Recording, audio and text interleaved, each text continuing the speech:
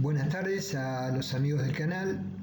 Vamos a continuar analizando elementos comprimidos de hormigón armado o concreto armado que cuando son esbeltos se presentan el fenómeno de inestabilidad, efecto de segundo orden, pandeo. Ya vimos un primer video con conceptos introductorios, vamos a desarrollar dos videos más para finalmente en el tercero arribar a las ecuaciones de diseño y posteriormente en un último video ejemplos de aplicación.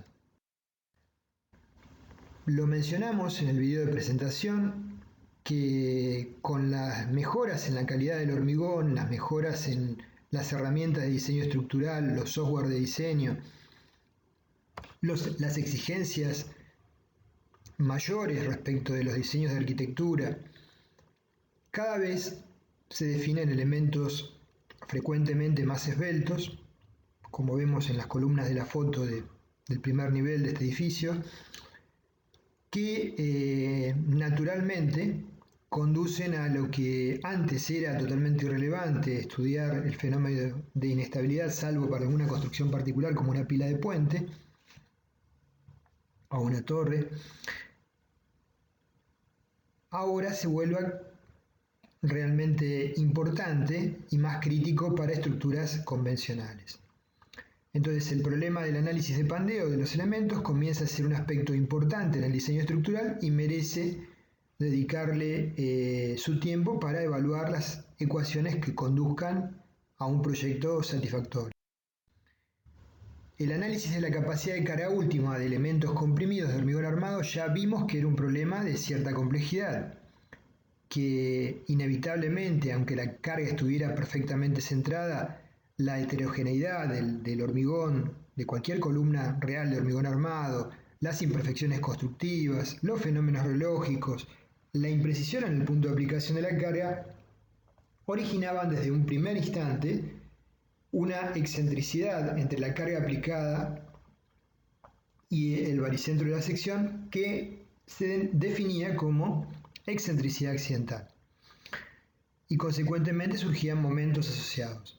Entonces, desde el instante en que se aplica una carga de compresión, van a surgir momentos flectores y flechas en el elemento, y estas flechas tienden a incrementar la excentricidad y por lo tanto incrementar el momento que las produjo. En resumen, habíamos desarrollado que para asumir el problema rigurosamente teníamos que hacer un cálculo de segundo orden, donde considerábamos el comportamiento no lineal de la estructura, en cuanto que la estructura sin cargas tenía una geometría y la estructura cargada tenía una estructura deformada con una geometría diferente. Estas diferencias entre la estructura sin carga y cargada, cuando las piezas son esbeltas, es relevante. La fisuración variable según el grado de solicitación, la historia de las cargas o secuencia, la no linealidad de las relaciones tensiones-deformaciones y la consideración de los fenómenos reológicos, no presuponiendo en un principio el tipo de rotura que se puede presentar en la columna. Haciendo una breve reseña de antecedentes históricos, ¿por qué vamos a desarrollar esto? Bueno, por una cuestión de que es la base para seguir adelante con las ecuaciones y porque sobre estos elementos que vamos a plantear se van a desarrollar las expresiones en enfoque aproximado para el diseño pandeo para columnas con esbelteces no superiores a 100, que son las más frecuentes en el ámbito de los diseños comunes, sacando las pilas de puentes de edificios. Uno de los precursores en comprender el comportamiento de las columnas rectas esbeltas cargadas en forma axial fue Leonhard Euler, hace ya bastante más de 200 años. En función de sus estudios y análisis planteó las siguientes hipótesis, que son ideales para determinar la carga crítica de pandeo. Las deformaciones son suficientemente pequeñas, el material cumple en forma indefinida con la ley de Hooke, así también con la hipótesis de Navier. El eje de la pieza se considera perfectamente recto y la carga perfectamente centrada de compresión. Y la pieza adicionalmente tiene ambos extremos articulados, la sección de la barra es constante y la pieza no presenta ningún tipo de tensiones residuales. En base a estas hipótesis planteadas, determinó la carga mínima que produce la falla de una columna constituida por este material ideal que está lejos de ser un elemento de hormigón armado, y la llamó a esa carga crítica de Pandeo PC, que es igual a pi cuadrado E por I sobre LK al cuadrado.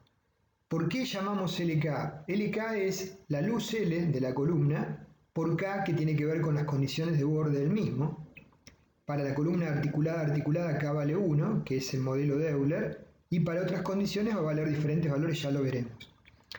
La carga crítica de Pandeo disminuye naturalmente con el aumento de la esbeltez, y podemos preguntarnos, ya de la expresión de Euler, ¿en qué término de la ecuación interviene la tensión de falla del material? Supongamos que es acero, una columna de acero, ¿sí? Será el módulo de elasticidad E del acero, el momento de inercia de la geometría de la columna que estemos analizando, pero ¿dónde interviene la tensión de fluencia del acero? Si es AL20, 22, 24, 26, AL30, donde el número es en megapascales la tensión de fluencia, FI. En ningún término. ¿Y por qué no interviene? Bueno, por lo que acabamos de mencionar en el video inicial, que la falla se produce sin agotar la capacidad de los materiales componentes hormigón y acero. Los valores de K dependen de las condiciones de borde de ambos extremos para restricción al giro de la barra, parciales o totales, y la desplazabilidad o no de los nudos. Entonces, en el esquema A es la columna patrón de Euler, donde la longitud de la columna es igual a la longitud de cálculo, K vale 1. El esquema B empotrado, donde trazando la deformación de la columna, el punto de inflexión se encuentra a L sobre 4 de los extremos y por lo tanto la longitud de Pandeo equivalente es 0,5 de L. Y para otras situaciones, por ejemplo, apoyos con empotramientos flexibles, no rígidos, el punto de inflexión se encontrará en algún punto intermedio. Pero siempre entre los valores citados, 0,5 y 1. Pero siempre K vale menor o igual que 1. Por el contrario, cuando los nudos son desplazables, el caso más simple es la columna empotrada libre, prolongando la deformada de Pandeo y proyectando la longitud total, vemos que K vale 2, ¿sí? L es 2 veces LU. Para situaciones de empotramiento perfecto pero con sistemas desplazables, K valdría 1 y en general para otras situaciones intermedias K vale siempre un número mayor a 1 y a veces varias veces mayor a 1 cuando los nudos son desplazables.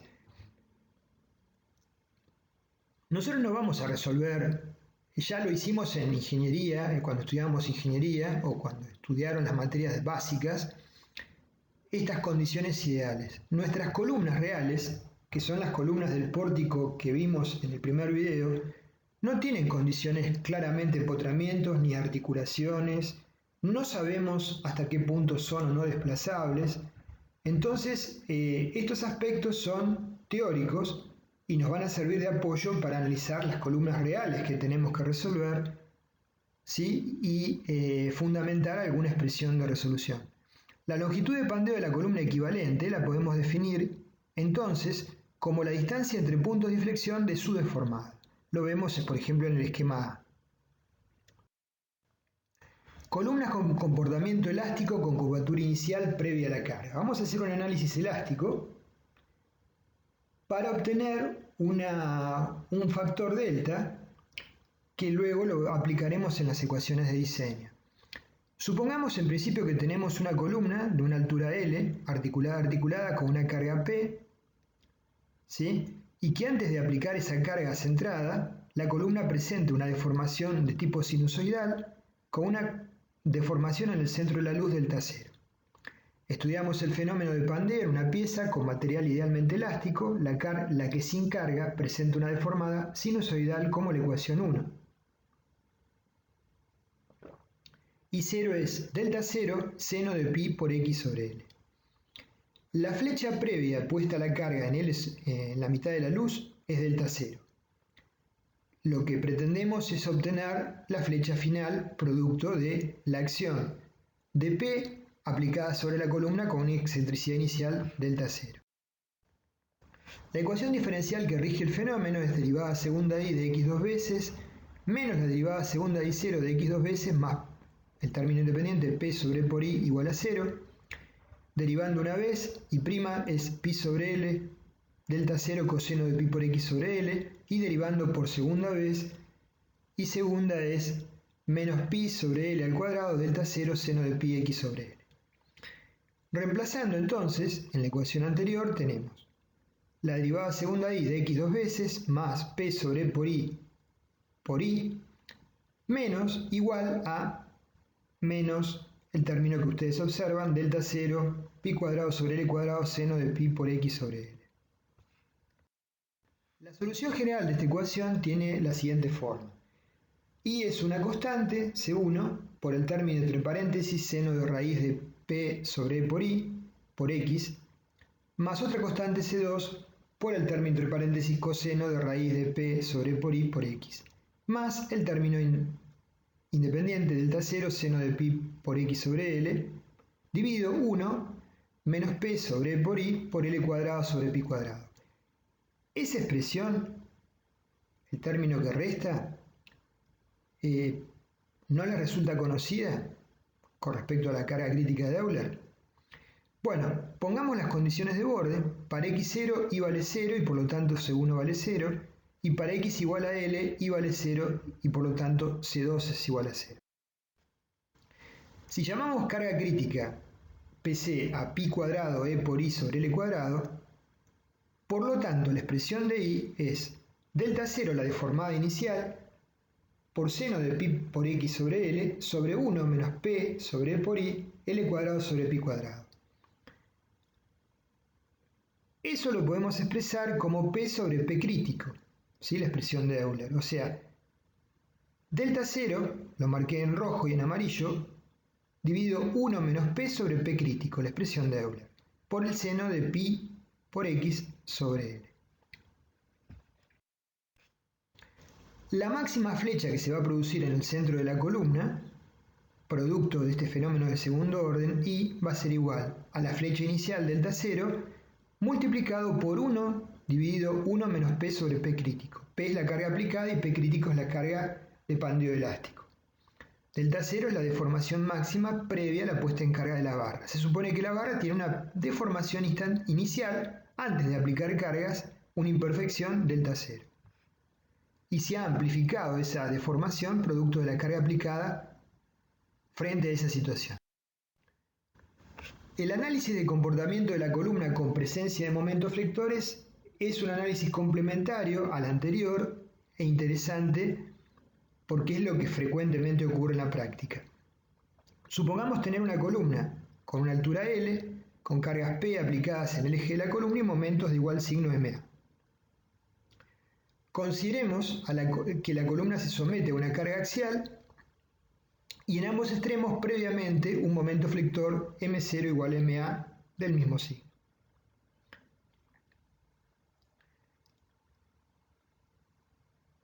El momento origina, naturalmente, una deformación delta 0 en el centro de la pieza y la carga P aplicada frente a esa deformación inicial delta 0 produce lo que acabamos de analizar recién, un incremento de flecha. Entonces tenemos que el momento final en el centro de la viga va a ser M0, el momento inicial, P por delta 0, más P por delta, la amplificación de la deformada, multiplicado por el valor de P de la carga axial aplicada. Cuando aplicamos la carga, el momento flector en una sección dada se incrementa por efecto del momento aplicado y la deformación asociada con él, delta de M, es P por I0. Entonces pasamos de la curva 1 a la curva 2. Al incrementarse el momento se producen deformaciones adicionales, pasando de la citada curva 1 a la citada curva 2, y el momento total en el centro de la columna ahora se incrementa con respecto al momento de primer orden. El momento de primer orden sería M0 igual a MA. ¿Sí? Ahora el momento que tenemos en el centro de la columna es M0 más P por delta. El momento flector, entonces, en una sección cualquiera que no sea la central, vale m es igual a m0 constante más p por i. La deformación en el centro de la luz, como obtuvimos del desarrollo anterior, es I igual a delta 0 por 1 menos p sobre pc, donde en este caso delta 0 es originado por el momento, no es una imperfección. Entonces, si llamamos delta a la deformación que se corresponde en la sección de momentos máximo total, el momento máximo en la sección central de la columna va a ser el momento de primer orden m0 más la carga aplicada p por la deformación de segundo orden delta.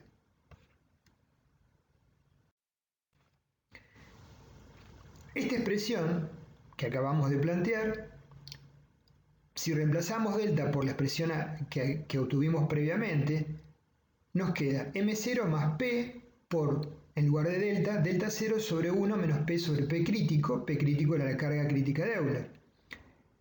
Esta forma de expresar la ecuación se puede plantear también en función de un coeficiente phi, que es función del tipo de carga y varía aproximadamente entre más o menos 0,20 en la mayoría de los casos prácticos.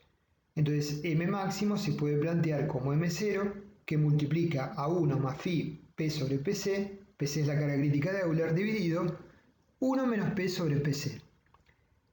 Ahora, como la relación de p dividido pc es mucho menor que 1 y phi es un número reducido, menor que 1, 0,20, el segundo término del numerador es muy pequeño y podemos simplificarlo, omitirlo. Si lo omitimos, queda que el momento máximo es igual a m0, momento de primer orden, que multiplica a 1 dividido 1 menos p sobre pc. Entonces, el término 1 dividido 1 menos p sobre pc lo llamamos, o se suele llamar, factor de amplificación de momentos, derivado del fenómeno de segundo orden, que es mayor que 1. La situación planteada, suma del máximo momento flector derivado de otras cargas con el máximo momento flector producido por la carga axial aplicada y la excentricidad en la barra deformada, es sin lugar a dudas la situación pésima, la más desfavorable. Pero hay otros casos por plantear, por ejemplo, si en una estructura no desplazable en los nudos, los momentos en los nudos MA son iguales pero de signos opuestos, tendríamos un diagrama triangular de momentos.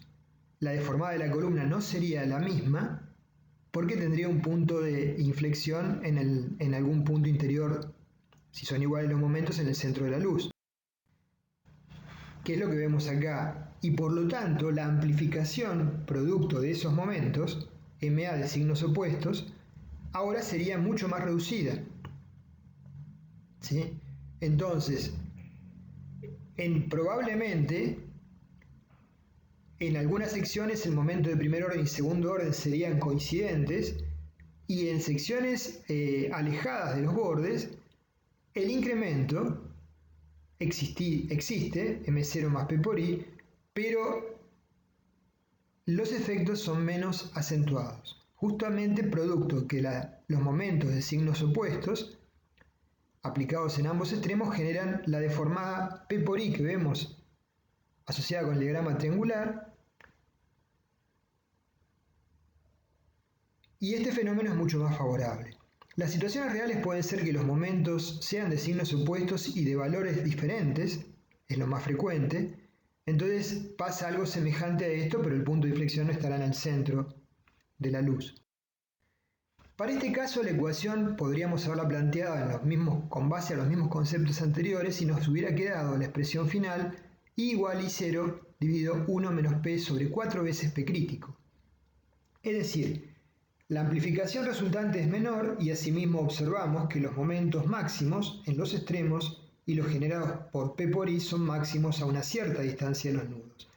Entonces, el momento máximo es M0 más P por I y en la cercanía de los nudos es aproximadamente igual al momento de primer orden. Es posible concluir entonces que el momento M0 se va a amplificar en mayor medida cuando sea coincidente la sección donde M0 es máximo con la máxima deformación I0.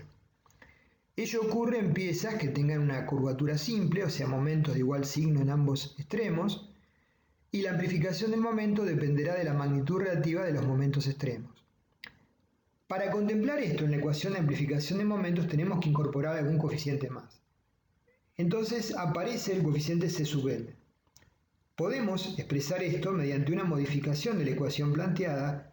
El momento máximo que considere el efecto de segundo orden es el momento m0 de primer orden, que multiplica ahora a Cm sobre 1 menos P sobre P crítico. Antes lo multiplicábamos por 1 sobre P dividido 1 menos P sobre P crítico. Cm vale 0,6 más 0,4 de m1 sobre m2, mayor o igual que 0,4, donde m1 y m2 son, como vemos en el dibujo, los momentos extremos en los nudos menor y mayor respectivamente. Para curvatura simple, o sea, momentos de diferente magnitud pero igual signo, el cociente es positivo. Para curvaturas dobles, como vemos a la derecha, y momentos de diferente magnitud, el cociente será negativo. Pero siempre Cm va a ser superior a 0,4 y nunca puede ser mayor que 1.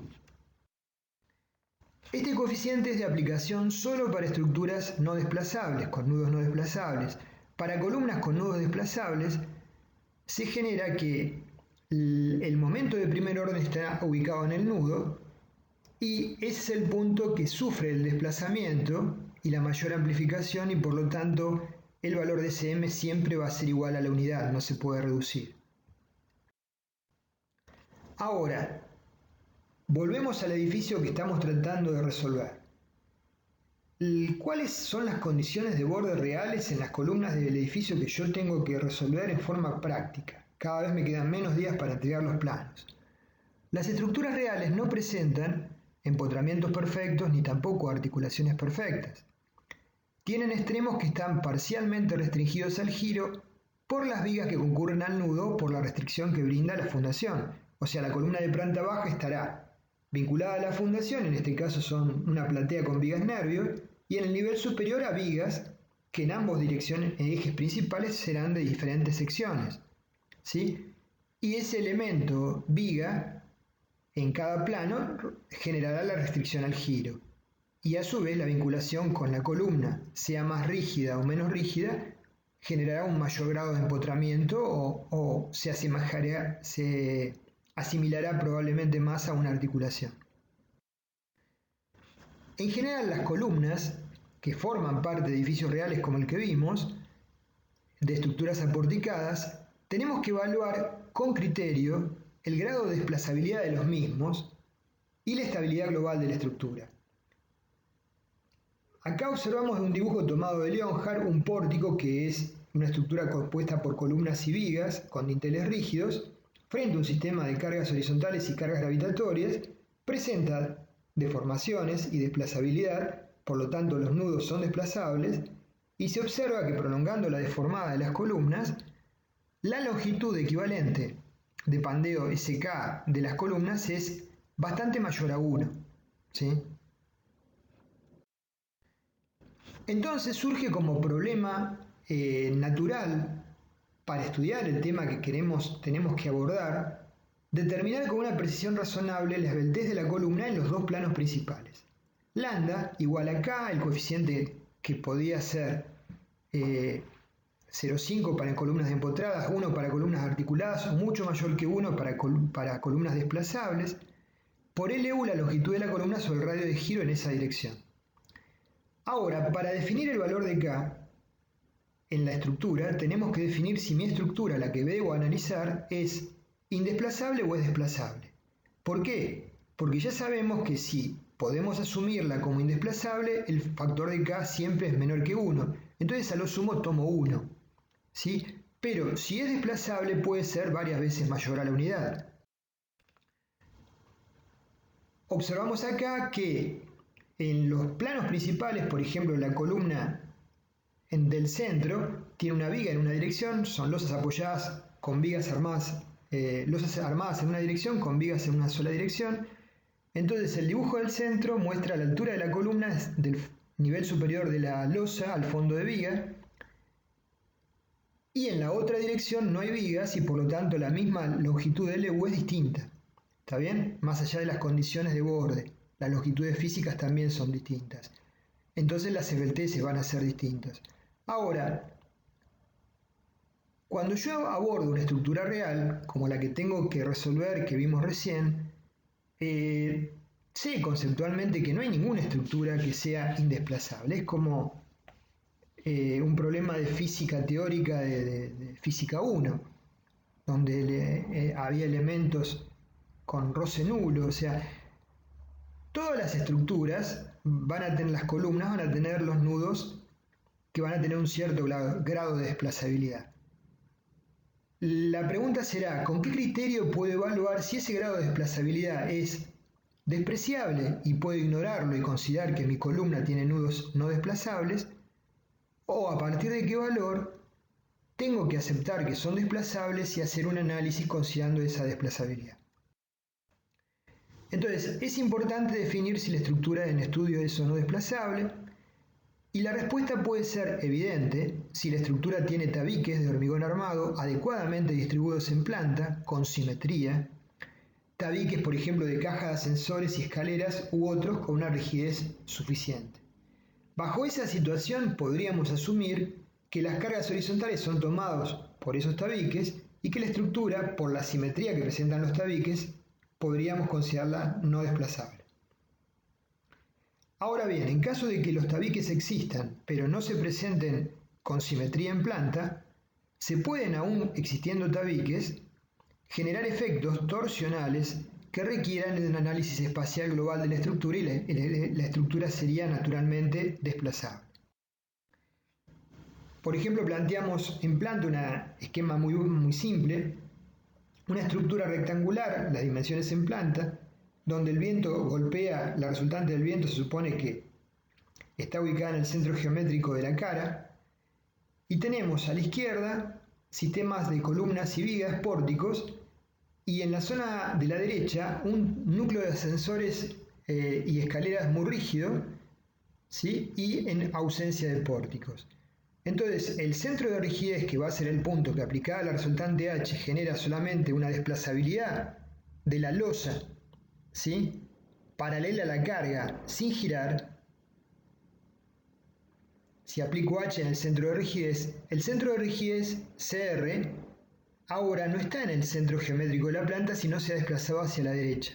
Y por lo tanto, H va a presentar una excentricidad respecto al centro de rigidez, y por lo tanto va a haber un momento torsor mt igual a H por E en el nivel, que va a sobrecargar las columnas más alejadas del centro de rigidez y descargar las más cercanas.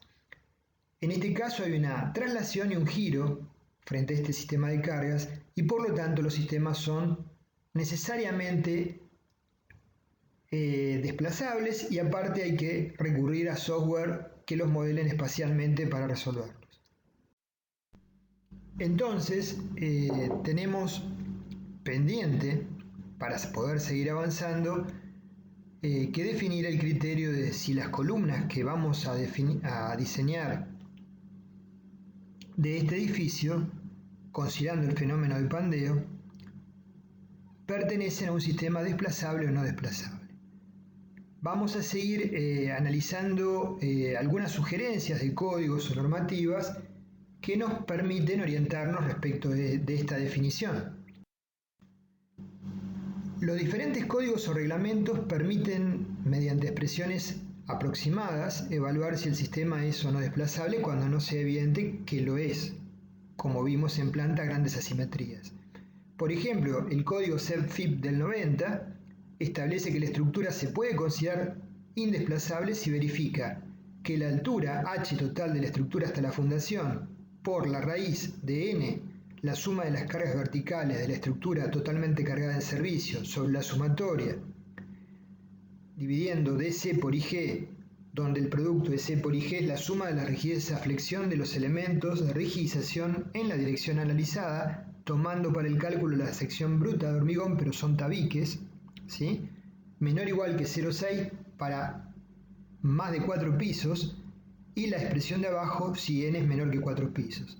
Si se cumple esta verificación y la estructura es simétrica en planta, o sea, los tabiques son simétricos en planta, podríamos asumir en forma aproximada que es no desplazable según el criterio del SED.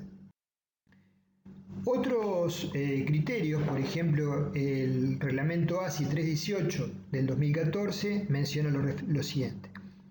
Cuando los elementos de arrastramiento de un piso tienen una rigidez total de al menos 12 veces la rigidez lateral bruta de las columnas en la dirección considerada, o sea, los elementos de rigidez son los tabiques, se permite considerar que las columnas del piso están arrastradas contra desplazamientos laterales, si no hay asimetrías importantes en la ubicación de la planta de los tabiques. Nuevamente recalcamos esto. Respecto del código ASI 318 en su versión 2005 y nuestro reglamento indican, es una versión anterior, dada que todas las estructuras reales son en cierta medida desplazables, es necesario poner un límite a partir del cual podamos ignorar ese desplazamiento por no afectar el mismo significativamente el análisis de segundo orden. Al respecto, el CIRSOC 201-2005 indica que se puede considerar indesplazable una estructura si el incremento de los momentos en la misma, debidos a los efectos de segundo orden, son menores o iguales que el 5% de los momentos de primer orden. Bueno, si yo supiera esto, no tendría el problema, porque quiere decir que ya he determinado cuál es la magnitud de los momentos de segundo orden, qué es lo que quiero definir, y para eso quiero establecer un criterio. Entonces, lógico, si los conozco y son no superiores al 5%, la estructura no es desplazable. No me sirve esta definición. Pero bien, a fin de evaluar en forma práctica lo anterior, el reglamento CIRSOC permite utilizar la expresión siguiente y el código ASI 318. Q lo llama índice de estabilidad, debe ser menor o igual que 0,05 por piso y en cada dirección.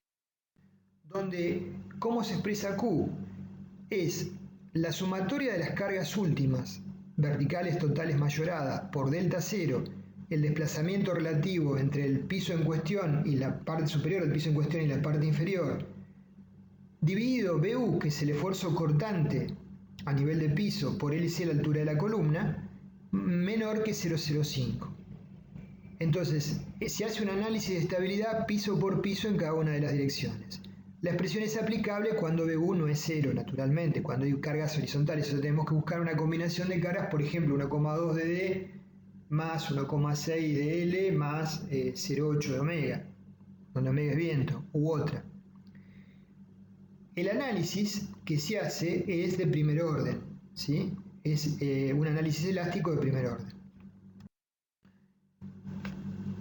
¿Qué estamos conceptualmente tratando de incorporar? LC es la altura de la columna, PU es la carga aplicada supuesta concentrada en el nudo, BU es la fuerza horizontal que tiende a generar el desplazamiento delta 0. Entonces, PU por delta 0 son los esfuerzos de segundo orden y BU por LC son los momentos de primer orden. Q es igual a PU por delta 0 dividido BU por LC.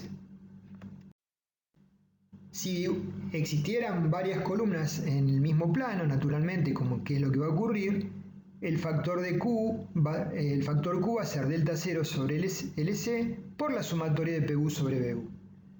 Y el número que nos define la desplazabilidad o no es ese factor 0,05. Bueno, de esta manera hemos avanzado un poquito más en los temas conceptuales. Ya en el último de los videos teóricos vamos a abordar las ecuaciones de diseño según las estructuras sean desplazables o no desplazables que plantea el código ASI 318-2005. Y posteriormente resolveremos ejercicios numéricos. Gracias por su atención y acompañamiento, espero que estén muy bien.